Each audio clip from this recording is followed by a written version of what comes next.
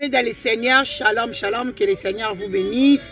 Nous sommes à www.tolonacé TV, ici à Tolonacé, nous rachetons les temps car les jours sont mauvais. So vraiment na yena bekran na bino na ye pona ya ko yebisa bino que un album ko déjà na marché. Album il y a notre frère, notre papa, notre évangéliste Ike Bali. Titre, ils en a 12 titres, thème nango ezali tout va bien.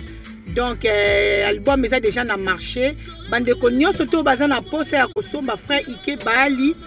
Boleka na ba édition nyonso tu oyo etekaka ba CD boko zwa yango ou boko ko lukaye Ike Bali David na Facebook boko zwa yango ou boko benga na bureau na biso ya Tolonacé numéro za 07 53 38 85 20 na bureau na biso ya Tolonacé pe boko ko zwa yango ou bien na ligne pe na YouTube boko ko télécharger yango pe bosombi na YouTube. Que les seigneurs vous bénissent to pambola mu sala ya Nzambe.